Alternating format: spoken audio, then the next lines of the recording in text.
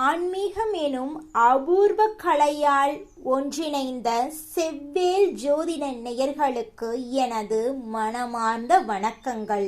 இதேபோல எதிர்கால ஜோதிட கணிப்புகளை நீங்க தவற விடாம தொடர்ந்து பார்க்க வேண்டும் என்றால் கீழே இருக்கும் ரெட் கலர் சப்ஸ்கிரைப் பட்டனை அமர்த்தி மறக்காமல் உங்கள் செவ்வேல் ஜோதிடம் சேனலை சப்ஸ்கிரைப் செய்து கொள்ளுங்கள். அன்பு நேயர்களுக்கு இனிய வணக்கம். ரிஷபம் ராசிக்கார நேயர்களுக்கு நம்ம இன்னைக்கு வீடியோ பதிவுக்கு முழுமையா போறதுக்கு முன்னாடி முருகரை மனதார வணங்கிட்டு வீடியோ பதிவுக்குள்ள போகலாங்க. ஓ முருகா போற்றி, ஓ முருகா போற்றி, ஓ முருகா போற்றி. என்னை காக்கும் முருகனே போற்றி. நல்லதே நடக்கும், நல்லது மட்டும்தான் நடக்கும்.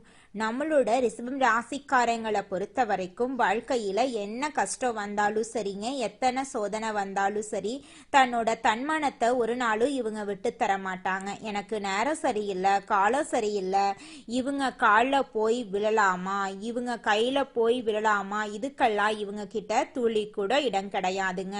வாழ்க்கையில எவ்வளவு கஷ்டப்பட்டாலும் போராடி முன்னுக்கு வருவாங்க நம்மளோட ரிஷபம் ராசிக்காரங்க. தன் கையே தனக்குதவி அப்படின்னு இவங்க வாழ்ந்துகிட்டு இருக்காங்க. எதையும் சமாளிக்கக்கூடிய ஆற்றல் இவங்க கிட்ட அதிக லெவல்ல இருக்குதுங்க. உரி விலகாத அம்பு போல குறிக்கோள் தவறாம இவங்க வாழ்ந்துகிட்டு இருக்காங்க. நம்ம இன்னைக்கு இந்த வீடியோ பதிவில் எதை பற்றி தெரிஞ்சுக்க போகிறேன்னு பார்த்தீங்கன்னா, ரிஷபம் ராசிக்காரர்களின் வாழ்க்கையில் இருக்கக்கூடிய சவால்கள், அதற்கான தீர்வுகளை பற்றி விரிவாக தெரிஞ்சுக்க போகிறோம். ரிஷபம் ராசிக்காரங்க வெளியில் வலிமையானவர்களாகவும் எல்லாம் சரியாக இருக்கிற மாதிரி தோன்றினாலும் உள்ளுக்குள்ள கடுமையான போராட்டங்களை அனுபவிச்சுட்டு இருக்காங்க. இவங்க குடும்ப பிரச்சனைகள், துரோகங்களை மௌனமாக தாங்கிட்டு இருக்காங்க.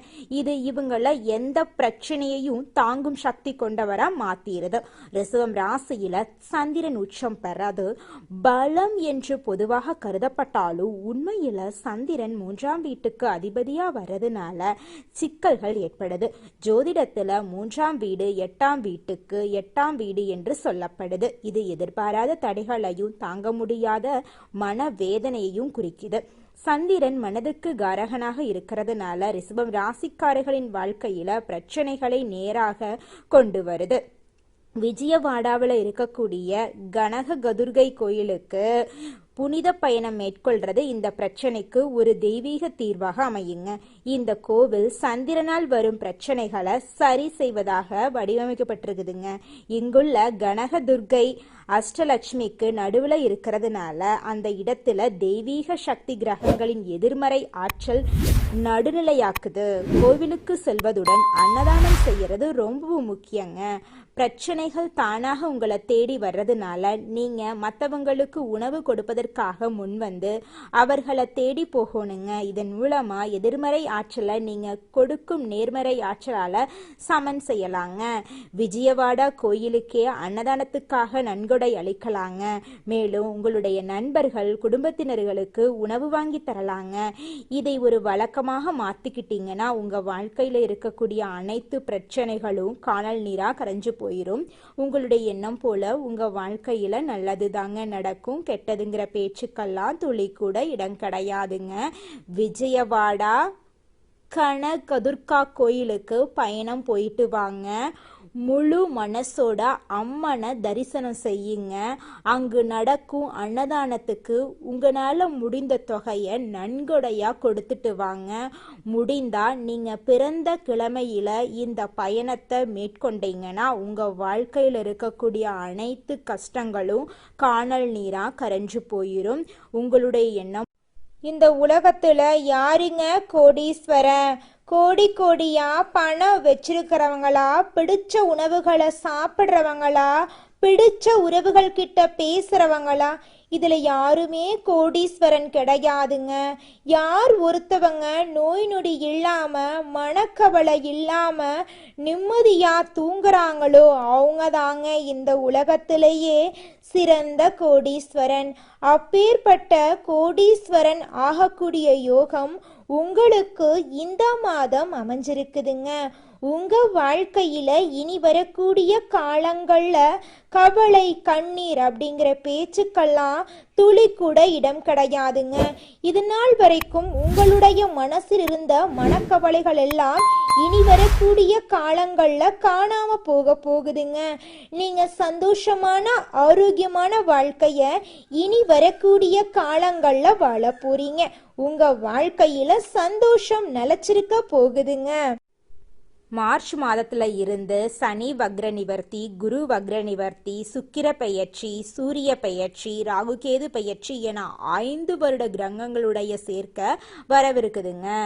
இது ரிஷப ராசிக்காரர்களுக்கு ராஜயோகத்தை தரக்கூடிய காலகட்டமா பார்க்கப்படுது.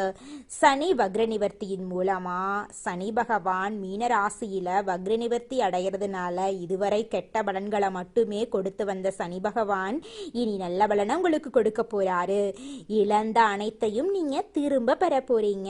குரு வக்ர நிவர்த்தியின் மூலமாக குரு பகவான் 3ஆம் இடமான லக்னஸ்தானத்தை நோக்கி வர்றதுனால குரு பெயர்ச்சியின் முழு பலன்களும் உங்களுக்கு கிடைக்கும்.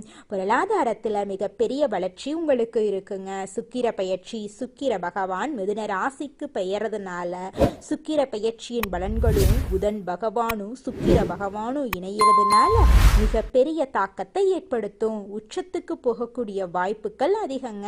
ராகு கேது பெயர்ச்சி, ராகு கேது பெயர்ச்சியால கஷ்டங்கள் நீங்கி முன்னேற்றம் ஏற்படும். வேலை வாய்ப்புகள் கிடைக்கும். கோர்ட்டு வழக்குகள் சாதகமா முடியும். சொத்து பிரச்சனைகளுக்கு தீர்வு கிடைக்கும். வருமானம் அதிகரிக்கும். அரசியல்வாதிகளுக்கு பதவி உயர்வு கிடைக்கும்.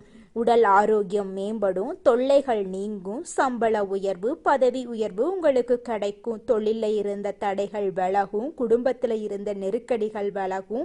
திருமணத்தில் இருந்த தடைகள் விலகி திருமணத்தில் நல்லபடியாக நடக்கும். குழந்தை பாக்கியம் கிடைக்கும். சுப நிகழ்ச்சிகள் உங்கள் குடும்பத்தில் நடக்கும். உங்களுடைய உடல்நிலை ஆரோக்கியமாக இருக்கும். உங்களுடைய மனக்கவலைகள் காணல் நீரா கரைஞ்சு போயிடும். உங்களுடைய ஆசைகளும் கனவுகளும் நிறைவேறுங்க. இது நாள் வரைக்கும் உங்களை வேண்டான்னு உதறி தள்ளிட்டு போன சொந்த பந்தங்கள் எல்லோருமே இனி வரக்கூடிய காலங்கள்ல உங்களை தேடி வரப்போறாங்க. குலதெய்வம் எங்கேயோ இருக்குது, என்னமோ இருக்குது அப்படிலாம் நீங்க நினைக்க வேண்டாங்க. எந்த கோயிலுக்கு போனாலும் என்ன பண்ணாலும் ஏற்றமில்லை அப்படின்னு நீங்க சொல்லுவீங்க. தினமும் எந்திரிச்ச உடனே சூரிய பகவானை நமஸ்காரம் பண்ணுங்க. அவங்களுடைய அனுகிரகம் இருந்தா போதும். மற்ற கிரகங்கள் எல்லாம் சாதகமா இல்லைனா கூட பரவாயில்ல. அந்த சூரியனுடைய பிரகாசம் உங்க வாழ்க்கையவே பிரகாசமா மாத்திருங்க. அந்த வெளிச்சம் உங்களை வந்து சேருங்க. உங்க வாழ்க்கையில் இருக்கக்கூடிய கண்ணீரெல்லாம் கரைஞ்சு போயிருங்க. நம்மளுடைய ரிஷபம் ராசிக்காரர்களுடைய வாழ்க்கையில இந்த மாதம் ஏற்படக்கூடிய சனி வக்ர நிவர்த்தியால ஏற்படக்கூடிய நன்மைகளை பத்தி நம்ம தெரிஞ்சுக்க போறோங்க. நீண்ட நாட்களாக தாமதமான வேலைகள் எல்லாமே இனி வரக்கூடிய காலங்கள்ல தங்குதடையின்றி நிறைவேற போகுது. பண வரவு மெதுவாக அதிகரிக்குங்க. வேலைபளு குறைஞ்சு நிலைமையெல்லாம் சீராயிரும். பதவி உயர்வு, புதிய வாய்ப்புகள் எல்லாம் உங்களை தேடி வரும். முதலீடுகள்ல நல்ல முடிவுகள் உங்களுக்கு கிடைக்கும். கடன் சுமை குறையுங்க. தொழில்ல நிலைத்தன்மை வருங்க. வெளிநாட்டு வாய்ப்புகள் உங்களுக்கு கிடைக்கும். தொழில்ல இருந்த தடைகள் நீங்கிரும். புதிய வருமானத்துக்காக வழிகள் எல்லாம் பறக்க போகுதுங்க. குடும்பத்துல அமைதி ஏற்பட போகுது. கணவன் மனைவி உறவு மேம்பட போகுது. உறவினர்களுடன் இருந்த பிரச்சனைகளுக்கெல்லாம் தீர்வு கிடைக்க போகுது.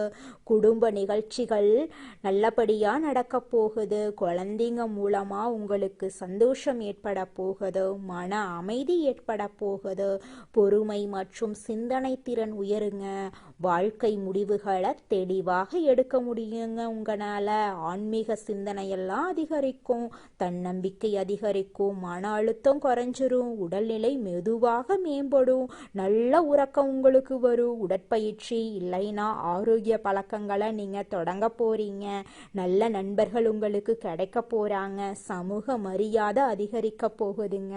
புதிய தொடர்புகள் உருவாக போகுது. நீண்ட நாட்களாக நீங்க எதிர்பார்த்த உதவி உங்களுக்கு கிடைக்க போகுது. பயணங்கள் மூலமா உங்களுக்கு நல்ல அனுபவங்கள் கிடைக்க போகுது. வாழ்க்கையில மெதுவாக நீங்க முன்னேற்றம் அடைய போறீங்க. உங்களுடைய வாழ்க்கையே சொர்க்க வாழ்க்கையாக மாறப்போகுதுங்க. அது ஒரு துளி கூட மாற்றமே கிடையாதுங்க. உங்க வாழ்க்கையில இனி வரக்கூடிய காலங்கள்ல தடை தாமதம் அப்படிங்கிற பேச்சுக்கெல்லாம் துளி கூட இடம் கிடையாதுங்க. ரிஷபம் ராசிக்காரர்களே, நீங்க இந்த மாதம் நல்ல யோகமான பலன்களை பெற போறீங்க. பணவரத்து அதிகரிக்க போகுது. மனசுல இருந்த கவலைகள் நீங்க போகுது. சொத்து சம்பந்தமான காரிய அனுகூலம் ஏற்பட போகுது. நண்பர்கள் மூலம் எதிர்பார்த்த உதவி கிடைக்க போகுது. புதிய நபர்களின் நட்பு கிடைக்க போகுது. தொழில் வியாபாரம் தொடர்பான விஷயங்கள் சாதகமா நடக்க போகுது. நயமாக பேசுவதன் மூலமா வாடிக்கையாளர்கள் எண்ணிக்கை அதிகரிக்க போகுது. உத்தியோகத்தில் இருக்கிறவங்க கவனமாக செயல்படுறது நல்லது. வேலை பார்க்கும் இடத்துல பொருட்களை கவனமா பாதுகாப்பாக வைப்பது நல்லது. குடும்பத்துல இருந்த பிரச்சனைகள் நீங்கும். வீட்டுக்கு தேவையான பொருட்களை வாங்கி மகிழ்வீங்க. கணவன் மனைவிக்கிடையே உறவு பலப்படும். பிள்ளைகள் மகிழ்ச்சியடைய தேவையானவற்றை செய்வீங்க. பெண்களுக்கு காரிய அனுகூலம் உண்டாகும். மனசுல உற்சாகம் பறக்கும். கலைத்துறையினர்களுக்கு தொழில் தொடர்பான வீண் அலைச்சல் இருக்கும். புதிய ஒப்பந்தங்கள்ல கையெழுத்திடுவீங்க. சக கலைஞர்களிடம் நிதானத்தை கடைபிடிக்கிறது நன்மை தரும். கோபத்தை குறித்து தன்மையாக பேசுவதன் மூலமா காரிய வெற்றி உண்டாகும். எதிர்பாராத செலவு இருக்கும். அரசியல் துறையினர் தேவையற்ற அலைச்சலை குறித்துக் கொள்வது நல்லது. எல்லா வகையிலும் நன்மை உண்டாகும். மற்றவர்களுக்கு உதவிகள் செய்வீங்க. பிரிந்து சென்றவர்களை மீண்டும் சந்திக்க நேரலாம். மாணவர்களுக்கு வீண் அலைச்சல் ஏற்படலாம். பாடங்கள்ல கவனம் செலுத்துவது குறையக்கூடும். நன்கு படிக்கிறது நல்லது. மாணவ செல்வங்களே, பெற்றோர் ஆதரவு உங்களுக்கு பெருக போகுது. வெளிநாடு சம்பந்தமான படிப்புகளுக்கு உரிய முயற்சிகளை மேற்கொள்றது நல்லதுங்க. உங்க வாழ்க்கையில நல்லது மட்டும் தாங்க நடக்கும். கெட்டது அப்படிங்கிற பேச்சுக்கெல்லாம் துளி கூட இடம் கிடையாதுங்க. இது நாள் வரைக்கும் உங்களை வேண்டான்னு உதறி தள்ளிட்டு போன சொந்த பந்தங்கள் எல்லோருமே இனி வரக்கூடிய காலங்கள்ல உங்களை தேடி வரப்போறாங்க. உங்களுடைய ஆசைகளும் கனவுகளும் நிறைவேற போகுது. உங்க வாழ்க்கையே சொர்க்க வாழ்க்கையாக மாறப்போகுதுங்க.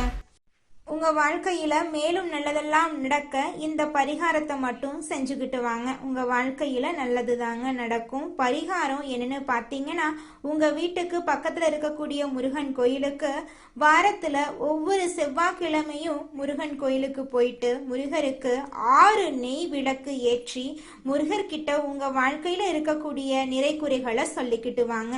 கூடிய விரைவில் உங்க வாழ்க்கையில இருக்கக்கூடிய பிரச்சனைகள் எல்லாமே காணல் நீரா கரைஞ்சு போயிடும். உங்க வாழ்க்கையில இனி வரக்கூடிய காலங்கள்ல தடை தாமதம் கவலை துன்பங்கள் எல்லாம் வரவே வராது. நல்லது தாங்க நடக்கும். நல்லது மட்டும் தாங்க நடக்கும். நன்றி, வணக்கம்.